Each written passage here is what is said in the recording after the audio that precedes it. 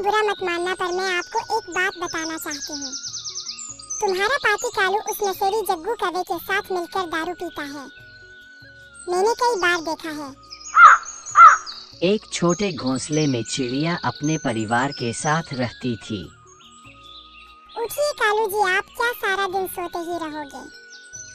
देखो हमारे बच्चे की तबीयत बिगड़ी हुई है। आप जाकर दाना ले आओ तो मैं फिर टिंकू को दाना खिलाकर दवाई दे दूं। अरे तुम मेरे को क्यों बोल रही हो? मैं तो खुद बीमार हो रहा हूँ। मेरे से जंगल जाकर दाना नहीं लाया जाएगा। कालू जी, मैं आपको नहीं बोलती, पर मेरे बेटे की तबीयत बहुत खराब है और इसको दवाई देनी है, तो आपको कैसे भी जाकर दाना लेना ही पड़ेगा। अब ज्यादा पटर पटर जबान चलने लगी है तेरी, जाकर खुद ले आओ। मेरे को तो नींद आ रही है। ऐसा कहकर कौवा सो गया। बेचारी गीता कवि अकेले ही जंगल में दाना लेने चली गई। गीता कवि जब जंगल में दाना लेने जाती है तो उसे वहाँ पर मुनी चिड़िया मिलती है। अरे गीता बहन, यहाँ क्या कर रही हो आप? मुनी बहन मैं यहाँ पर दाना लेने आई थी। अरे तो तुम क्यों आई? तुम्हारा पति कालू कवे को भेज देती। बुरा मत मानना बहन, पर मैं कब से देख रही हूँ। तुम दाना लेने आती हो जबकि ये काम तुम्हारे पति को करना चाहिए। हाँ बहन, पर मैं ही करूँ अब कालू जी का? मैं उनको दाना लाने के लिए बोलती हूँ तो हमेशा कहते हैं कि मेरी तबीयत ठीक नहीं है और सारा दिन सोते रहते हैं। ऐसे में मुझे तो अपने बेटे का पेट पालना ही है। मुनी बहन बुरा मत मानना, पर मैं आपको एक बात बताना चाहती हूँ। तुम्हारा पाती कालू उस नशेड़ी जग्गू कवे के साथ मिलकर दारू पीता है। मैंने कई बार देखा है। अरे बहन, अच्छा हुआ जो आपने मुझे बता दिया। अब से मैं कालू जी पर नजर रखूंगी। अब गीता कवि दाना लेकर घर आ जाती है।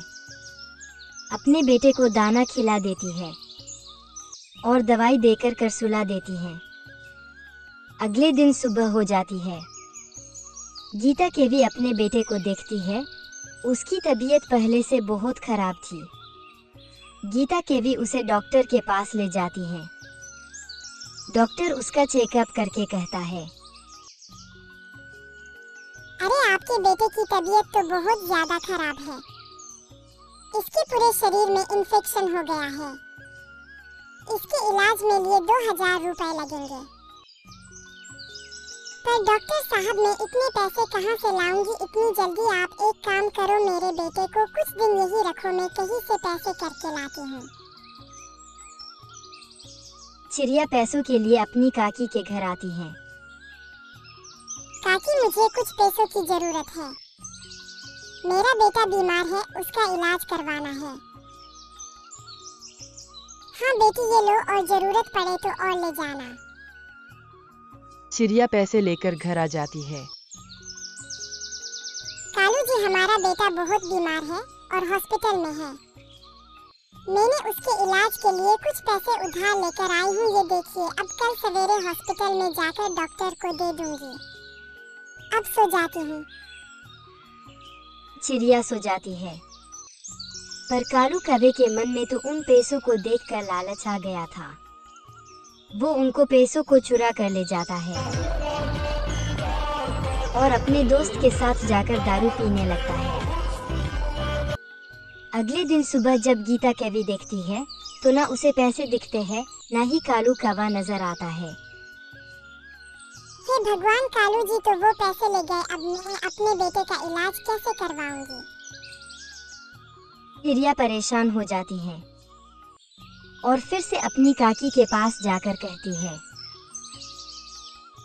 काकी मुझे थोड़े पैसे और दे दीजिए। वो कल वाले पैसे मेरा पति चुरा कर ले गया। अब मैं क्या करूं? मुझे मेरे बेटे का इलाज करवाना है। हाँ बेटी, ये लो, तुम अच्छे से टिंकू का इलाज करवाओ। आखिर वो भी तो मेरे बेटे जैसा ही है। अब गीता कवि वो पैसे ले जाकर डॉक्टर को दे देती है और अपने बेटे को घर ले आती है। ऐसे ही कुछ समय बीत चुका था। कालू कौवे की शराब पीने से तबीयत बहुत ज्यादा खराब हो गई थी, तो गीता अपने पति को हॉस्पिटल लेकर आती है। अरे आपके पति की शराब पीने से किडनी पूरी तरह खराब हो गई है। अब हम इसको नहीं बचा सकते। ऐसा मत कहिए डॉक्टर, आप इनको कैसे भी बचा लीजिए। मैं एकदम स्वस्थ हूँ, आप मेरी किडनी ले लीजिए।